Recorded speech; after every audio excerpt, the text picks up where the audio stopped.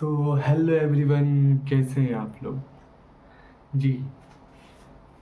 तो उम्मीद करता हूँ अच्छे होंगे, स्वस्थ होंगे और मज़ेदार होंगे और अपने अपने घर में अच्छे होंगे और अच्छे से आज होली खेली होगी और मज़ेदार मस्ती मौज मस्ती सब की होगी।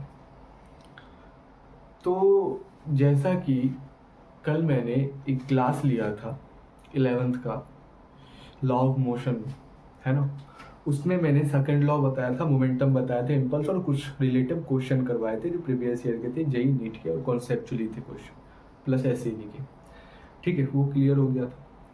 तो आज जो हम करेंगे, क्या करेंगे बेटा, आज हम क्या करेंगे, आज हम लॉ ऑफ मोशन का ही करेंगे, वही सेकंड लॉ से आगे बढ़ेंगे और बहुत सारा जो होगा क्वेश्चन आज मैक्सिमम क्या आएगा, क्वेश्चन आएगा। ठीक है, मैक्सिमम क्वेश्चन आएगा। क्वेश्चन में जो कॉन्सेप्ट होगा वो हम समझेंगे, कॉन्सेप्ट पूरा अच्छे से नहीं समझेंगे। जब चैप्टर फुल लाएंगे तो उसमें अच्छे से कॉन्सेप्ट समझाएंगे। ठीक है, टाइम की थोड़ी कमी होने की वजह से आ नहीं पा रहा, अभी कोई दिक्कत नहीं, ले आएंगे। तो लॉ ऑफ मोशन का हम लोग थोड़ा सा एक बार रिवीजन रिकैप देख लेते हैं, जो हमने कल किया था फॉर्मूला। सेकंड लॉ का हम फॉर्मूला रिकैप कर लेते हैं। अगर हम देखें तो रिवीजन के फॉर्म में क्या होता था, सेकंड लॉ हमने निकाला था F equal to D P upon में डी टी। ठीक है, P हो जाता है, ये क्या हो जाता है, P क्या हो जाता है, मोमेंटम एम बी। ठीक है, समझ में आ गया। अब इसी फॉर्मूले से एक और फॉर्मूला निकल जाता है, किसका, सेकंड लॉ का। कौन सा निकल जाता है बताओ, कौन सा निकल जाता है बताओ, निकलेगा F equal to M A plus V D M upon में डी टी। एक और फॉर्मूला निकलता है F equal to M A, जो क्या होता है। तो ये जो तीन formula F equal to D P upon में डी टी से ये एम दूसरा निकला, इसी से ये वाला फॉर्मूला निकला F equal to M A plus V D M upon में डी टी। उसके बाद इसी से F equal to M A निकला, और मैंने कल अच्छे से समझा दिया था, है ना, कैसे निकला था, सब डेरिवेशन हर कुछ करवा दिया था इसका। तो ये फॉर्मूला निकला, लेकिन काम क्या है, देखो ये क्या होता है, वैलिड ऑल, हर जगह ये वैलिड होता है, F equal to D P upon में डी टी। ठीक है, मोमेंटम। और ये जो है F equal to M A plus V D M upon में डी टी, ये कहाँ वैलिड होता है, जब मास वेरिएबल, मास क्या हो, बदल रहा हो। जैसे मैंने पाइप का एग्जांपल दिया था, पाइप में प्रेशर आएगा, मास बदलेगा तो अपना फोर्स पीछे लगाएगा, तो उसका एग्जांपल तो ये लगता है। और ये कहाँ लगता है, F equal to M A, जब F equal to M A कब लगता है, जब मास कांस्टेंट हो। F equal to M A तब लगता है कोई ऑब्जेक्ट में जब मास क्या हो, कांस्टेंट हो। और ये कब लगता है, F equal to M A V D M कब लगता है, जब मास वेरिएबल हो, और ये डी पी वन भी हर जगह वैलिड। तो ये सब पूरी बात हो गई थी, कल हमने करा था, बहुत अच्छा बात। अब हम लोग एक चीज देख लेते हैं, थोड़ा सा मोमेंटम और टाइम का एक ग्राफ देख लेते हैं, है ना, कैसे बनता है ना। आ जाओ, चलो। हाँ, और थोड़ा सा हम क्या देख लेते हैं, आप देख लेते हैं, ये क्या होता है, वाई एक्सिस है, ये एक्स एक्सिस है, ये क्या है, P मोमेंटम है, और ये क्या है बेटा, टाइम। ठीक है, उनसे कम टाइम कितना मोमेंटम। ठीक, तो कभी भी इन दोनों का ग्राफ कैसा बनता है, F equal to D P upon में डी। ठीक, ये हो जाता है फॉर्मूला। ठीक भाई साहब, है ना। तो कभी भी इन दोनों का जो ग्राफ बनता है कैसा बनेगा, स्ट्रेट लाइन। स्ट्रेट लाइन कैसा बनेगा, एक स्ट्रेट लाइन। यहाँ पे एंगल तो होगा ही, थीटा कोई एंगल हो। तो अगर मैं लिखना चाहूँ ये थीटा क्या है ना, क्या है, साइन है, कॉस है, टेन है, टेन, क्या मतलब क्या है थीटा, है ना। फोर्स क्या है इसमें, है ना, फोर्स क्या लग रहा है, F अगर इसको पता करूँ तो ये क्या हो जाएगा, देख सकते हैं, ये क्या है, परपेंडिकुलर अपॉन में बेस, परपेंडिकुलर अपॉन में बेस। तो क्या होगा, पंडित बद्री प्रसाद हर बोलिए, परपेंडिकुलर अपॉन में बेस आता है, तो ये किस में आता है, टेन में। तो क्या हो जाएगा, टेन थीटा आ जाएगा, टेन थीटा इक्वल टू क्या हो जाएगा, फोर्स हो जाएगा। कोई दिक्कत है क्या, नहीं है। ठीक है, अगर मुझे इम्पल्स निकालना हो तो क्या करना पड़ेगा, डेल्टा पी करना होगा, मतलब चेंज होगा मोमेंटम तभी इम्पल्स निकलेगा। अगर मुझे इंटीग्रेशन मतलब कि छोटे छोटे पॉइंट में सम करना होगा। तो उसमें कैसे होगा इंटीग्रेशन, जो इंटीग्रेशन नहीं मतलब कि कोई बच्चे होते हैं नीट लेते तो मैथ में इंटीग्रेशन डिफरेंशिएशन, क्योंकि फिजिक्स में तो बहुत ज़रूरी होता है, तो कोई दिक्कत नहीं, वो 5-6 दिन के अंदर मैं इंटीग्रेशन डिफरेंशिएशन ऐसे लाऊंगा कि भाई साहब दिमाग में घुस जाएगा, कोई दिक्कत नहीं। अभी फिलहाल थोड़ा समझ, जब जब क्या होता है टाइम के साथ जब एस्केलरेट हो रहा होता है कोई भी ऑब्जेक्ट, ठीक है, तो उस समय में क्या होता है हमारा इंटीग्रेशन लगता है। इंटीग्रेशन का मतलब क्या होता है कि होता है सम, ये जो होता है ये क्या होता है ऐड, ये क्या होता है ऐड, मतलब छोटे छोटे पॉइंट जो मोमेंटम हो रहा है छोटे छोटे उस सबको टोटल को सम करना, तो इसको क्या इससे डी टी आ जाता है। कोई ऑब्जेक्ट अगर टाइम के साथ चेंज हो रहा होगा तो क्या लगेगा इंटीग्रेशन लगेगा। जो ऐड है ये आ जाता है, इसको कहते हैं एडिशन, सम कहते हैं सम ऑफ क्वांटिटी, क्या होता है सम ऑफ टोटल क्वांटिटी जो टाइम के साथ चेंज हो रहा है, सम टोटल करके होता है इंटीग्रेशन, मतलब वो साथ चेंज हो रहा है क्वांटिटी, ठीक है। कोई दिक्कत आनी नहीं चाहिए, कोई दिक्कत आनी नहीं चाहिए, बताओ कोई दिक्कत नहीं आनी चाहिए ना, बुलाती कोई दिक्कत है क्या, नहीं होनी चाहिए, ठीक है। आगे हम लोग चलते हैं, मज़ेदार क्वेश्चन है भाई साहब। अब हम लोग थोड़ा सा क्वेश्चन खेलते हैं जो नीट में बहुत बार पूछे गए हैं प्रीवियस ईयर, और जेई मेंस में पूछे गए प्रीवियस ईयर, और कॉन्सेप्ट बिल्डिंग वाला है भाई साहब। एक क्वेश्चन जो होता है भाई साहब ये 100 क्वेश्चन के बराबर, एक क्वेश्चन कर लोगे तो इसी के कॉन्सेप्चुअली में पूछा जा सकता है, होता है कि नहीं होता है यार। अगर तू इसको कंप्लीट कर लेगा, कंप्लीट फॉर्मेशन में पढ़ लेगा, अगर कॉन्सेप्चुअली पढ़ेगा तो इस लेवल का कोई भी क्वेश्चन आएगा या कुछ भी चेंज करके तो तू कर लेगा कि नहीं कर लेगा, तू कर लेगा यार, सिंपल बात है ना।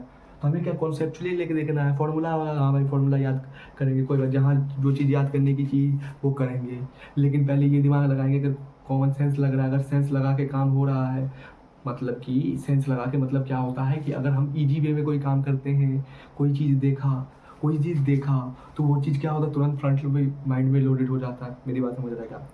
अरे माइंड को चलाने के लिए पता है क्या करना पड़ता है, माइंड को चलाने के लिए पता है क्या करना पड़ता है, माइंड को चलाने के लिए क्या करना पड़ता है, मतलब उसका दिमाग, माइंड को चलाने के लिए बेटा एक ही चीज करना, क्वेश्चन है भाई सर। अब इस क्वेश्चन में ही इतने कॉन्सेप्ट फॉर्मेशन हो जाते हैं, तो देखते हैं, ठीक है। तो क्वेश्चन देखते हैं फटाफट, है ना, क्या क्वेश्चन है, क्वेश्चन है देखते हैं भाई साहब, बहुत मस्त क्वेश्चन है और मजेदार क्वेश्चन क्या है। For the given momentum time, for the given momentum time, for the given दे रखा है मोमेंटम टाइम टी, ठीक है, और पी टी का ग्राफ दे रखा है, देख रहे हो पी टी का यहाँ पे ग्राफ दे रखा है। पी मतलब होता है बेटा मोमेंटम, है ना, P equal to M B, है ना, ये वेक्टर हो जाता है ना, और क्या होता है टी, ठीक है भाई साहब, ग्राफ है। बोल रहा है फाइंड करने के लिए रेशियो ऑफ फोर्स जो ए और बी पार्टिकल पे लग रहे, ए और बी पार्टिकल पे जो फोर्स लग रहा है, ठीक है, फोर्स लग रहा है उसे पता करना है, ठीक है, उसे क्या करना है बेटा, फोर्स को क्या करना है भाई साहब, ए और बी पार्टिकल पे जो फोर्स लग रहा है उसे क्या करना है, पता करना है। और दूसरी क्या है भाई साहब, उसका पता करके रेशियो में आंसर लिखना है, रेशियो में आंसर लिखना है, ठीक है, रेशियो में आंसर लिखना है। समझ गए कि ये क्या है, पी और टी मतलब मोमेंटम और टाइम का ग्राफ है, जहाँ पे दो कंपोनेंट्स दे रखे हैं ए और बी, ए बी दे रखे हैं। अब ये पूछ रहा है इन दोनों पार्टिकल्स में जो फोर्स लग रहे हैं उसका रेशियो क्या होगा, फोर्स का रेशियो क्या होगा, तो ये क्या है, ठीक है। फटाफट तुम लोग करो, फटाफट करो, फिर मैं करूँगा, ठीक है। तब तक मैं ऑप्शन लिख देता हूँ,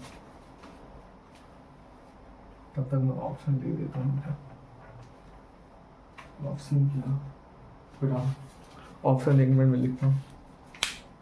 1/√3/1, 1/1 या 1/√3, ठीक है, या 1/2।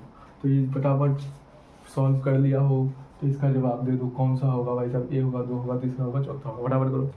अरे फटाफट करो यार, उतना भारी सवाल नहीं है यार, सिंपल सा क्या कहा है मैं बताता हूँ, चल मैं बताता हूँ, ठीक है। सिंपल सा कहा गया for the given momentum time दे रखा है और मोमेंट दे रखा है ग्राफ में। अब ए बी जो दे रखा है इसमें जो फोर्स लग रहा है उसको पता करना है, रेशियो में लिखना है, समझ में आएगा, ए बी में जो फोर्स लग रहा है तो क्या है भाई साहब, देखो एफ बी अपॉन में एफ ए। अब ये जो एफ बी अपॉन में एफ ए, इसका जो कंपोनेंट्स बन रहा है तो इसका एक एंगल बना था, वो क्या बना रहा था, थीटा। थीटा क्या कौन कितने डिग्री एंगल बना रहा था, कंपोनेंट्स कितना डिग्री एंगल बना रहा है, बी का 45, ए का कितना बना रहा है, 30 बना रहा है, ठीक। सबसे पहले इसका बात करेंगे हम, 45 30 क्या, साइन कॉस टेन टेन को, तो कौन सा भाई बना रहा है ना, ये चीज़ पता करना है। इसके लिए क्या करेंगे हम, ये चीज़ देखते हैं, इसको हम राइट ट्रायंगल अगर माने तो ये क्या हो जाता है बेटा, परपेंडिकुलर। ये क्या हो जाता है, बेस। अगर मैं देखूँ परपेंडिकुलर अपॉन में बेस, तो ये कहाँ होता है, पंडित बद्री प्रसाद हर हर बोले, तो ये क्या हो जाता है बेटा, साइन। ये क्या हो जाता है बेटा, कॉस। ये क्या हो जाता है, टेन। तो क्या आ जाता है भाई साहब, एफ बी क्या आ जाता है, टेन। टेन कितना है, 45 डिग्री, अपॉन में एफ ए क्या आ जाता है, टेन 30 डिग्री। समझ में आया, लिख ही लेगा। टेन 45 डिग्री का वैल्यू कितना है, टेन 30 का डिग्री का वैल्यू कितना है, जल्दी बता यार। टेन 45 का कितना होता है, 1/, ये टेन कितना होता है इसका, 1/√3। क्या होगा, इसका टू लगा √3 अपॉन में 1 हो जाएगा, ऊपर आ जाएगा √1 हो जाएगा। अगर हम फाइनल आंसर अब देखें तो F a force A upon में फोर्स बी इसकल टू कितना हो जाता है, कितना हो जाता है, ये √3 अपॉन में 1 है तो इधर आया तो 1 अपॉन में √3 हो जाता है। कोई दिक्कत, तो आंसर क्या आ जाता है भाई साहब, देख लो 1 अपॉन रेशियो में लिख दो इसे √3, तो तीसरा वाला सही आता है। तो कितना मजेदार कॉन्सेप्ट लगा है, बेसिक कॉन्सेप्ट लगा, ट्रिग्नोमेट्री लगा भाई, मतलब पढ़ते आ रहे हो यार, कॉन्सेप्चुअली लगा और मजेदार लगा, है ना। ये होता है दिमाग में अगर करोगे तो मजा आएगा करने। सिंपली था, एक ग्राफ दे दिया था मोमेंटम ऑफ टाइम का, और दो कंपोनेंट्स दे दिए थे, तो बोला दो कंपोनेंट में फोर्स जो लग रहा है कितना होगा, उसको रेशियो में लिखो, है ना। तो हमने लिख लिया एफ बी अपॉन में एफ ए। अब एफ बी क्या है भाई सर, ये क्या होता है, बेस। ये क्या होता है, परपेंडिकुलर। तो बेस अपॉन में क्या होता है, परपेंडिकुलर 10। तो क्या होता है, 10 45 डिग्री 10 30 डिग्री, 10 45 1 10 30 डिग्री 1 अपॉन में √3 ठीक है। इधर गया तो कितना हो जाएगा, इधर गया तो कितना हो जाएगा, √3 अपॉन में 1 हो जाएगा, ठीक है। अब इसको अगर 10 अब प्रॉपर लिखे F A equal to F कितना हो जाएगा भाई साहब, 1/√3। तो रेशियो में लिखे 1/√3, ये आंसर आ जाएगा। जब फोर्स जो लग रहा था इसका 1/√3 लग रहा था, मतलब 1 अपॉन में √3 लग रहा था फोर्स जो लग रहा था, ठीक है, इन कंपोनेंट्स में, ठीक है। आंसर भी निकल गया तीसरा। आगे हम लोग चले, आगे चलते हैं, देख लेते हैं भाई साहब। ये दूसरा क्वेश्चन और मज़ेदार क्वेश्चन है भाई साहब, ठीक है, मज़ेदार क्वेश्चन है, कॉन्सेप्चुअली क्वेश्चन है, ग्राफ का क्वेश्चन है। इससे पहले भी ग्राफली क्वेश्चन करवाए थे, क्योंकि ग्राफली क्वेश्चन जेईई मेंस और नीट में बहुत ज़्यादा पूछे जाते हैं, इसलिए इस बेस्ड पे कोई भी क्वेश्चन आएगा तुम कर लोगे, इसलिए बोल रहा हूँ। बेस्ड इस टाइप्स के कॉन्सेप्ट समझ लोगे तो आगे खुद अपने आप करने लोगे, मतलब प्रैक्टिस फॉर्मेशन इस टाइप्स का लीजिए, भी खुद करे तो अपने आप आ जाएगा, उतनी बड़ी चीज़ नहीं। तो एक दूसरा क्वेश्चन क्या है कि एक ग्राफ दे रखा है फोर्स और टाइम का, क्या दे रहा है, फोर्स और टाइम का ग्राफ दे रखा है, और जो फोर्स और टाइम का ग्राफ दे रखा है for the motion of a body. यहाँ पे क्या हो रहा है, मोशन हो रहा है बॉडी का, जो फिगर दिख रहा है ये मोशन हो रहा है, वेव जनरेशन मतलब बॉडी का क्या हो रहा है भाई सर। सबसे पहले क्या था, ये force time graph for the motion of a body. Force time का ये क्या है, ग्राफ है, ठीक है। फोर्स टाइम का ये ग्राफ है। यहाँ पे क्या है, दिखा रहा है एक बॉडी जो है यहाँ पे ये मोशन कर रहा है, इस टाइप से जो दिख रहा है यहाँ पे ये वेव जैसा दिख रहा है, ये मोशन कर रहा है, ठीक है, मोशन कर रहा है, शो इन फिगर।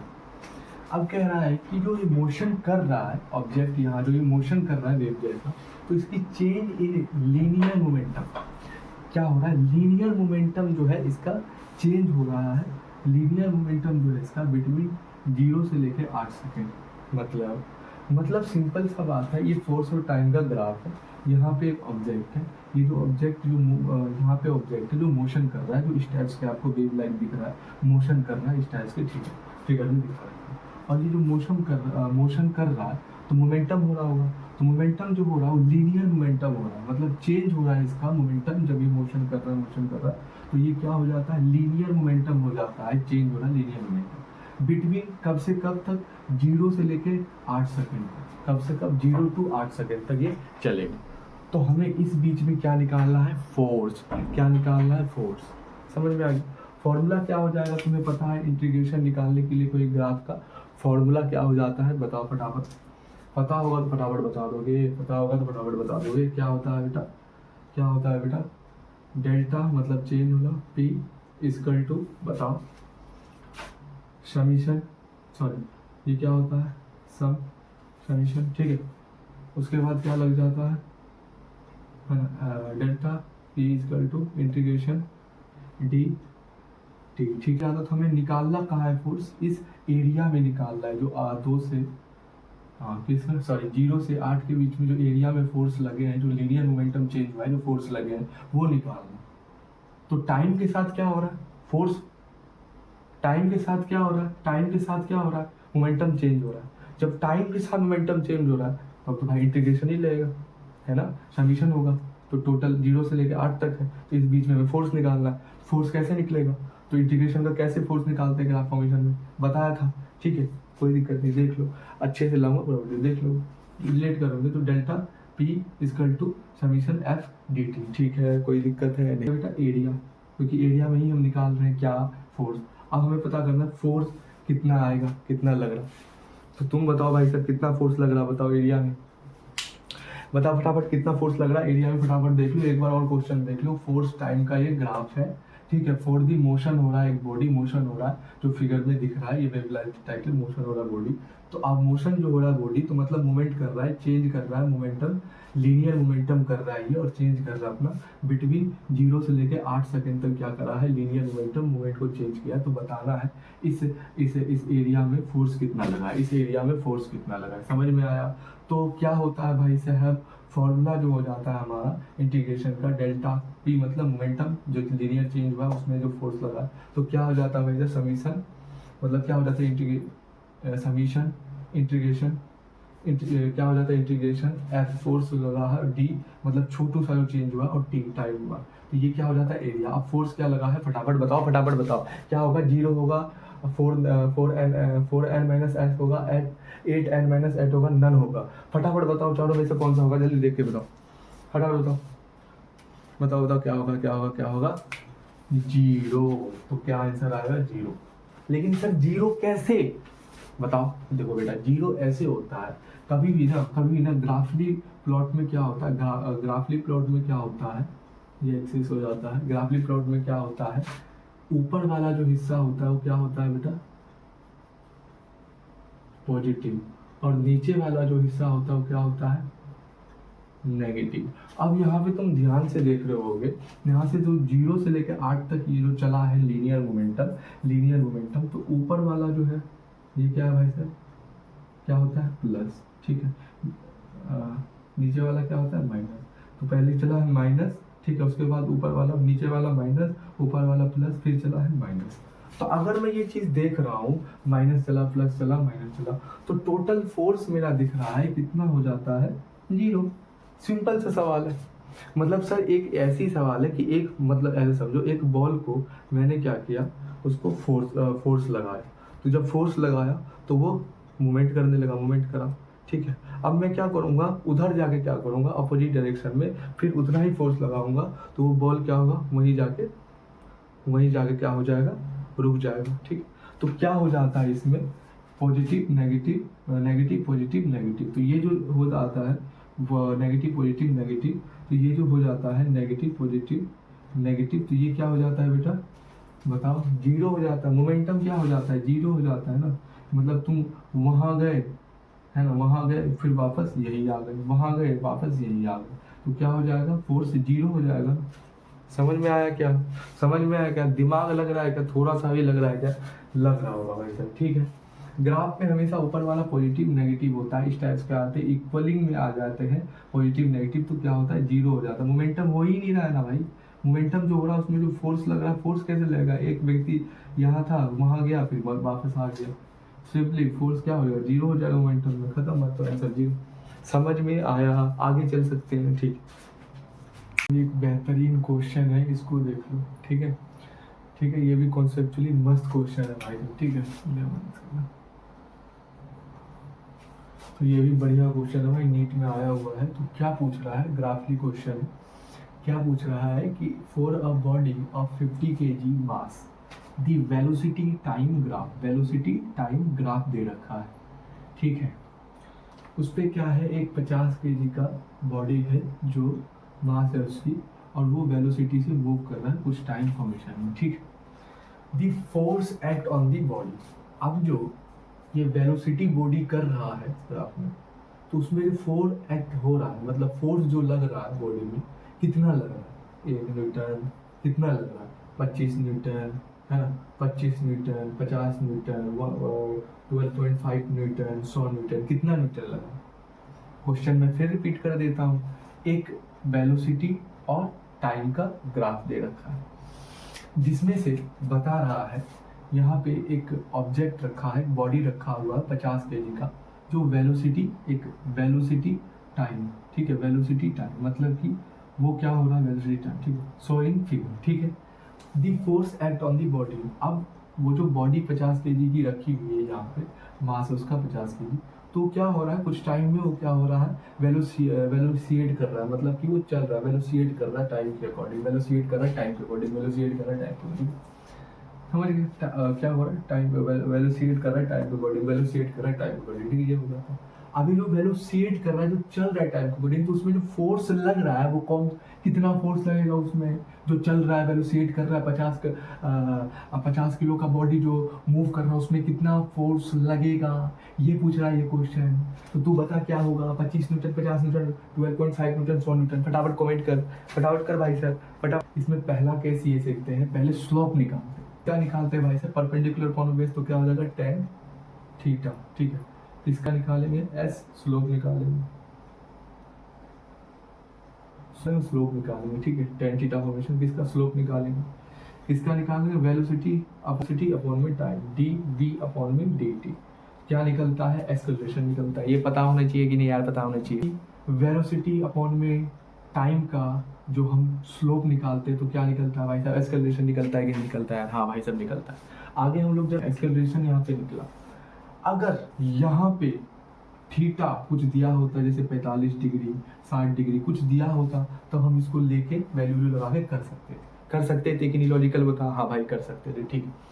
लेकिन अब यहाँ पे थीटा है ही नहीं, तो कैसे हम लोग करेंगे, तो इसको हम लोग देख लेते हैं। ये कुछ राइट ट्रायंगल फॉर्मेशन कर रहा है, देख सकते हैं राइट ट्रायंगल फॉर्मेशन कर रहा है, तो वही राइट ट्रायंगल फॉर्मेशन कर रहा है, तो हम लोग कैसे कर देते हैं, tan थीटा होता क्या है, tan थीटा क्या होता है, परपेंडिकुलर अपॉन में बेस, तो परपेंडिकुलर अपॉन में, ये परपेंडिकुलर अपॉन में बेस, ठीक है, परपेंडिकुलर अपॉन में, परपेंडिकुलर क्या है भाई सर 2, बेस क्या है भाई सर 2, ठीक है भाई सर, कोई दिक्कत वाली बात नहीं आनी चाहिए। हमारा जो हो जाएगा 2 परपेंडिकुलर अपॉन में 2, ठीक है, काटेंगे 2 कितना आ जाएगा भाई साहब, 1 आ जाएगा यहाँ, ठीक है भाई साहब, इतना समझ गए, 1 आ गया, 1 आ गया, है ना।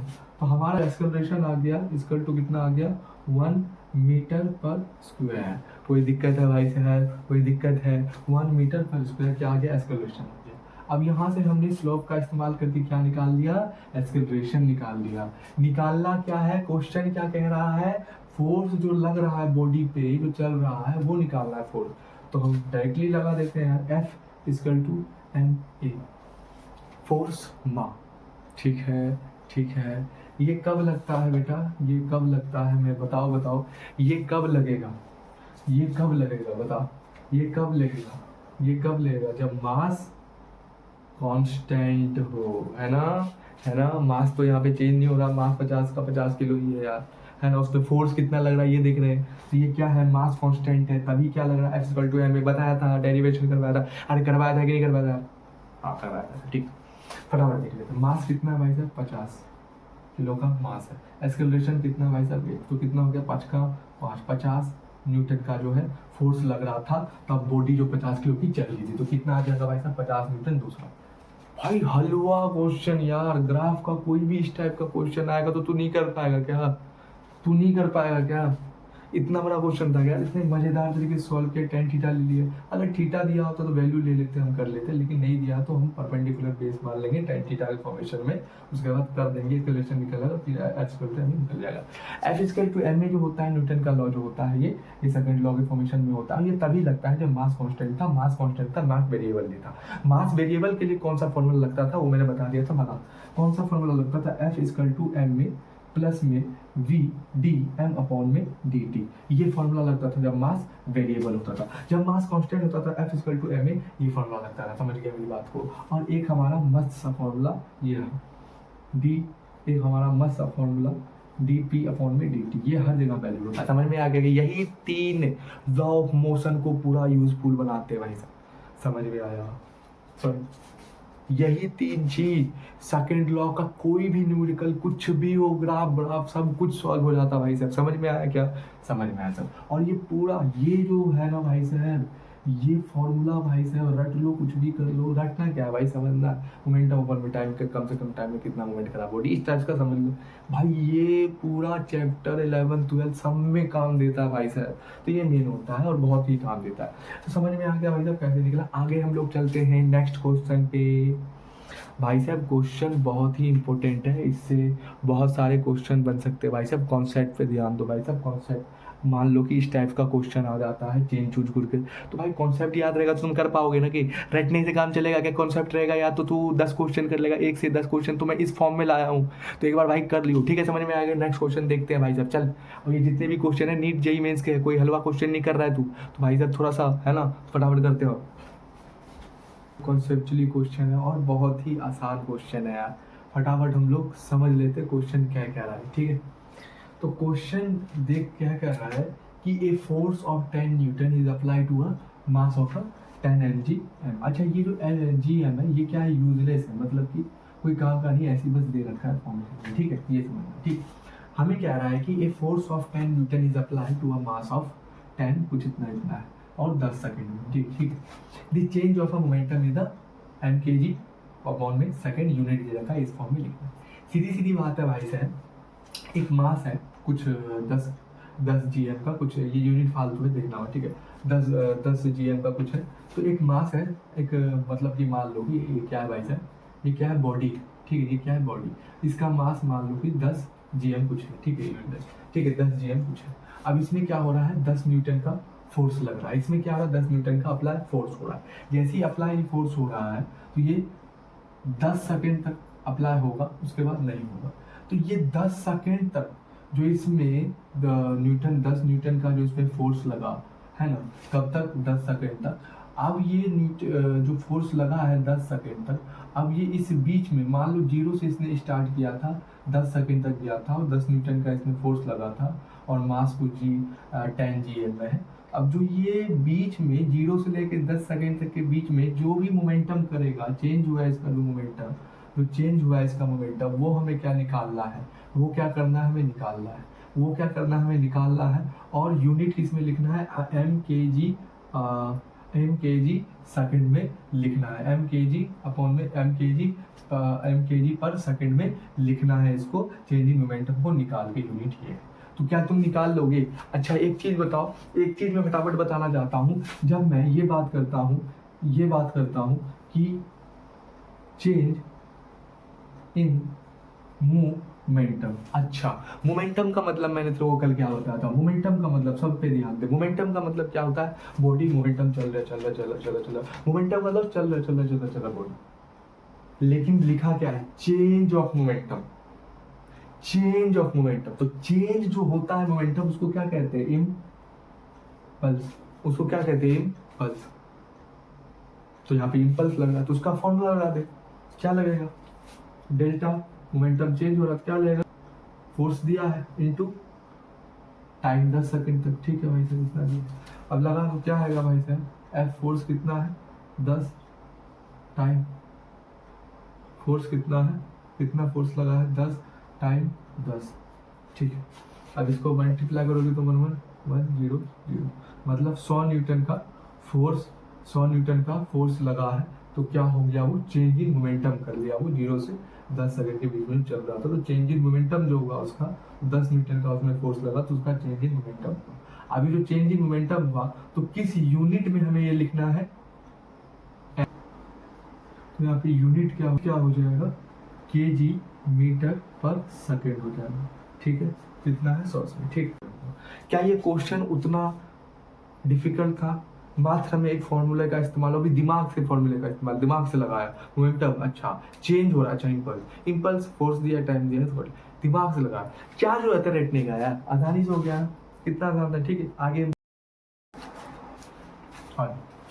फटाफट भाई साहब ये क्वेश्चन देख लेते हैं यार, उसके बाद हम लोग एंड करते हैं क्लास को, ठीक है। देखो कह रहा है एक कांस्टेंट रिटार्डिंग मतलब होता है स्पीड, मतलब रिटार्डिंग मतलब होता है ब्रेक, ठीक है, एक ब्रेक, ठीक है, ब्रेक लगा, ठीक है। एक constant retarding force of 50 Newton is apply हो रहा है एक बॉडी पे जिसका मास है 10 केजी। मूविंग इनिशियल स्टार्ट है उसकी जो वेलोसिटी से जो मूव कर रहा है 10 मीटर सेकेंड से मूव कर रहा है। The body come to rest, तो जो ब्रेक लगा है उस कार में, उस बॉडी में, तो वो पहले 10 मीटर है ना से चल रहा था, तो फिर कितने में रेस्ट में आएगा। समझो, ऐसे समझो, देखो मान लो कि ये क्या है, एक कार है, क्या है, एक ये कार है, ठीक है, ये कार है।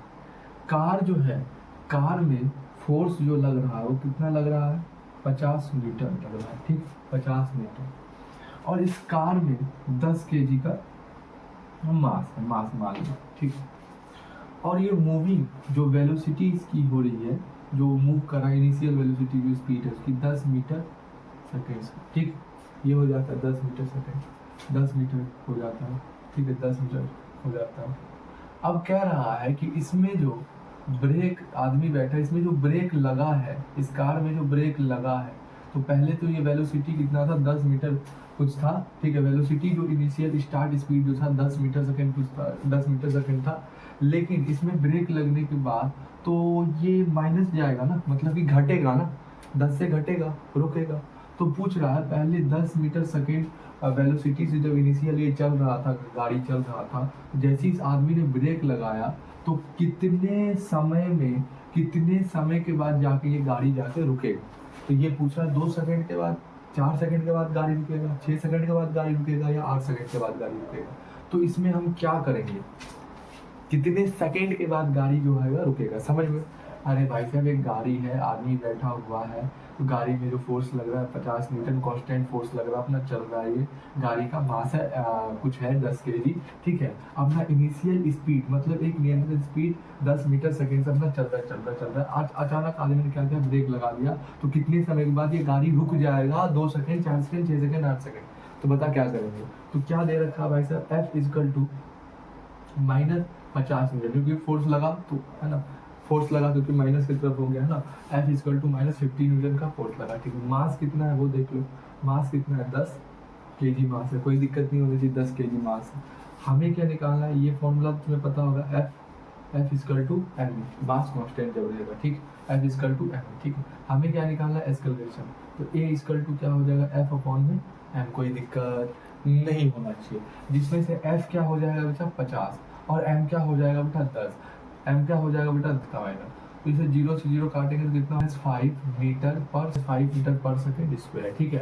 क्या हो जाएगा, -5 मीटर पर सेकेंड स्क्वायर। तो ये क्या हो गया हमारा, एक्सेलरेशन क्या हो गया, -5 मीटर पर सेकेंड स्क्वायर आ गया, ठीक है। हमें निकालना क्या है, the body come to rest after, हमें निकालना है कितने समय के बाद बॉडी जो हो रहा है वो रेस्ट में आ जा रहा है, ठीक है। तो सबसे पहले हमारा क्या निकल गया भाई साहब, ये निकल गया, एक्सेलरेशन निकल गया। तो बात करें टाइम को, हम निकाले कितने टाइम के बाद ये रुक जाएगा गाड़ी, कितने टाइम के बाद ये रुक जाएगा गाड़ी। तो हमारे पास इनिशियल हम देखेंगे, तो हमारे पास क्या है, हमारे पास इनिशियल है, मतलब जो स्टार्ट हुआ था क्या है, 10 मीटर, ठीक है। एक्सेलरेशन भी आ गया, कितना आ गया, -5 मीटर, बस। वेलोसिटी कितना आ गया भाई साहब, 0 मीटर पर सेकेंड आ गया, ठीक है, 0 मीटर पर सेकेंड आ गया, क्योंकि रुक गया, क्योंकि रुक गया। तो अब हमें क्या पता करना है, टाइम पता करना है। तो इसके लिए हम इक्वेशन, हमने 9th में भी पढ़ा था इक्वेशन, और इस चैप्टर में भी पढ़े होंगे इक्वेशन। 3 इक्वेशन होते हैं जो दिया गया है टाइम को निकालने के लिए। तो हमें टाइम निकालना है, तो v equal to u plus A T, क्यों, हमें टाइम निकालना है। तो हमारे पास वेलोसिटी कितना है बेटा, 0 है, अंडा है, क्योंकि रिटार्डेशन और ब्रेक लगा तो क्या हो, 0 हो गया है ना, 0 हो गया इसका। और हमारे पास यू इनिशियल कितना है बेटा, 10 है, ठीक है। उसके बाद हमारे पास एक्सेलरेशन कितना है, -5, कितना, -5 है। टाइम कितना है, वही तो हमें टाइम निकालना है भाई साहब, ठीक है। इतना समझ में आ गया, तो क्या हो जाएगा यहाँ पे भाई साहब, 0, यू कितना हो जाएगा, वी कितना है, 0 था, यू कितना हो जाएगा भाई साहब, 10, और भाई साहब एक्सेलरेशन कितना हो जाएगा, माइनस है, तो प्लस माइनस क्या होता है, माइनस हो जाता है, तो कितना हो जाएगा भाई साहब, एक्सेलरेशन 5 हो जाएगा, ठीक है। और टाइम हमें निकालना है, कोई दिक्कत नहीं होना चाहिए।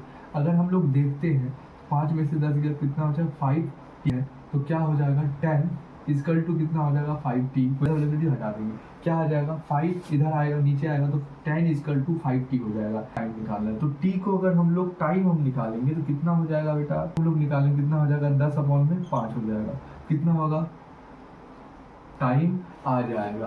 तो ये जो गाड़ी रुकेगी कब रुकेगी, after body comes to rest, कब रुकेगी भाई साहब, आफ्टर 2 सेकेंड, आफ्टर 2 सेकेंड। तो ये वाला ऑप्शन सही है, 2 सेकेंड, गाड़ी 2 सेकेंड बाद रुकेगी। तो कैसा लगा भाई साहब क्वेश्चन, मस्त क्वेश्चन था भाई, कॉन्सेप्चुअली क्वेश्चन था और मजे आ गए भाई साहब। ये सारे जो मैं क्वेश्चन फॉर्मूलाज करवा रहा हूँ सारे सेकंड लॉ है भाई न्यूटन के, है ना, सेकंड लॉ है न्यूटन का, जिसको हम लोग पढ़े एफ इक्वल टू एम में जब मास कांस्टेंट होता है, मास वेरिएबल जो होता है F equal to dp upon में dt है, हमेशा वैल्यू होता है, ये सब हमने पढ़ा। तो सेकंड लॉ का हमने क्वेश्चन बहुत सारे के फॉर्मूले के लेके और बहुत सारे क्वेश्चन मैं लाऊंगा सेकंड लॉ का पार्ट 2 में, ठीक है। ये पार्ट 1 था क्वेश्चन का, और ये ऐसे वैसे क्वेश्चन नहीं है भाई, बहुत इंपॉर्टेंट क्वेश्चन है। इस क्वेश्चन से बहुत क्वेश्चन बनते हैं जेईई मेंस नीट में। एक बार देखना कॉपी खोल के, एक बार कॉन्सेप्चुअली दिखाना, टाइम निकालना ही निकालना, ध्यान सुनोगे, ठीक है। और उसके बाद इसके बाद सेकंड लॉ हम लोग, है ना, क्वेश्चन सेकंड लॉ का कंप्लीट करेंगे, उसके बाद थर्ड लॉ का लाएंगे क्वेश्चन, उसके फर्स्ट लॉ, फिर इसके बाद आगे हम लोग चलेंगे, ठीक है, ठीक है, ठीक है। तो चलते हैं हम लोग भाई साहब, उम्मीद करता हूँ चलते हैं भाई साहब, अच्छे रहिए, खुश रहिए और मज़े में रहिए, ठीक है। तो जय हिंद, जय हिंद।